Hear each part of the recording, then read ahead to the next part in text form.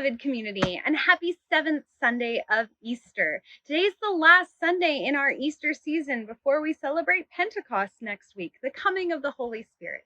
So today I'm going to look at a fun story from the book of Acts in which the Holy Spirit and its guiding presence gets Paul and Silas thrown in prison. Come, Holy Spirit, renew the face of the earth. Set your people free. Come, Holy Spirit, renew your image in us. Heal our humanity. Hello, beloved community. Today I'm going to be looking at a story from the book of Acts, Acts 16. Now, there's a lot going on in this little story in which Paul and Silas end up in prison. So I'm going to give you a quick recap, and I'm actually just going to pull out two little pieces from just the beginning of the story for today. In the story, Paul and Silas are doing their thing. As we know, the book of Acts is all about the Holy Spirit empowering the apostles to continue Jesus's work, our work too. The Holy Spirit is still empowering us too. They're imperfect. They don't always get it right. They don't always know what they're doing, but the Holy Spirit guides them along, just as the Holy Spirit guides us. In this story, Paul and Silas doing their thing, and this woman is following them around. Basically, it says she's like shouting out at them, "These men are slaves of the Most High God who proclaim to you a way of salvation." She's telling the truth. But this woman is being exploited for a gift of divination that she has. Basically, her owners are using her to get money. She's fortune telling for people, but other people are getting the money from that. She's following Paul and Silas around, and Paul gets so annoyed that she's following them around, crying out, that it says that he orders the spirit that's in her out. And it says she's essentially that the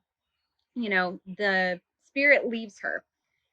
What this means for her is that she is no longer making money for her owners, and her owners get pissed, and they drag Paul and Silas, who, it's interesting, they don't have a problem with them proclaiming the gospel before it affects them making money off of an exploited woman. But then when, it's affecting their income and affecting their ability to exploit a vulnerable human, then they're like, oh, we got an issue with these guys. They drag them. Paul and Silas get beat and thrown in jail. The second half of this story is really beautiful story in which Paul and Silas are in prison, and through their imprisonment, the conversion of the prison guard, also a victim of the system, converts, and they eat together. The family is converted. Everyone receives the gospel news. Beautiful story of the Holy Spirit at work, bringing people together through song and worship and food. It's beautiful. But I don't want us to skip over the important part of the first part of this story, in which Paul and Silas get in trouble in the first place when they brush up against those with power, when they brush up against someone who is exploiting the vulnerable. No one actually has, well, I won't say no one, but they don't get in trouble for just proclaiming the gospel. They get in trouble when the gospel actually leads to the freedom of the vulnerable, the freedom of those who are being exploited. It's not until this woman is no longer exploitable that the powers that be brush against the gospel.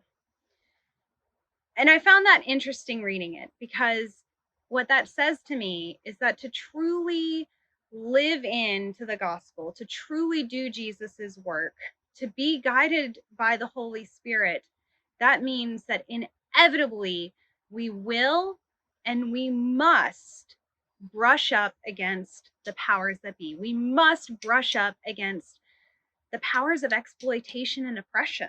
Like, you can't live the gospel and be cool with exploitation. You can't live the gospel and be cool with oppression. Like, these two things don't go together. So if you are proclaiming the good news of the gospel, intentionally or not, you will brush up against the powers that be. That's what happens to Paul and Silas.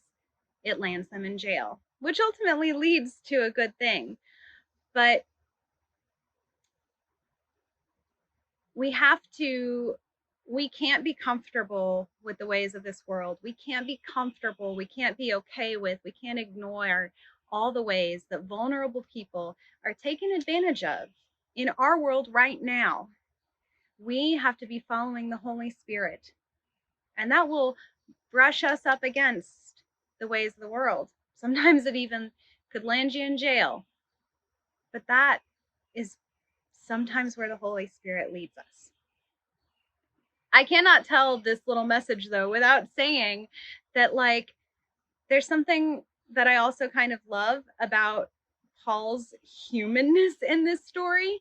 He's not a holier than thou person who's like, I must save this woman from oppression. Like, he's just going about his business and is annoyed with her. Like, oh gosh, Paul, come on. Like, be a little more like sensitive.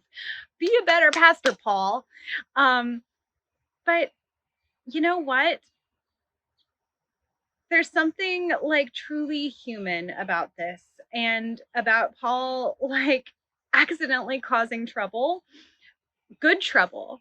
Paul accidentally causes good trouble, but it wasn't with the holiest of intentions. It's just because he's letting himself be guided by the Holy Spirit. And so that says to me that sometimes our work isn't glamorous. Sometimes our work, we aren't always pious and perfect. Sometimes the grueling work of the gospel is annoying and tiring. And you know what? That's okay. That's okay. So I love this human depiction of following Jesus. I love that the apostles, maybe even unintentionally, brush up against the powers that be. And I also love this idea that sometimes you gotta be loud and obnoxious. Sometimes you gotta be persistent. And then that can be holy too.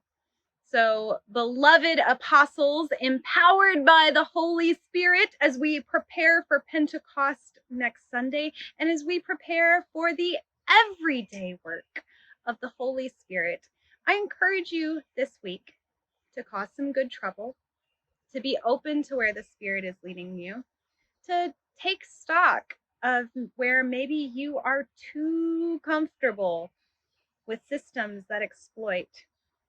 Be loud and cry out your truth for Jesus and for the defeat of oppression and exploitation, even when others think it's obnoxious.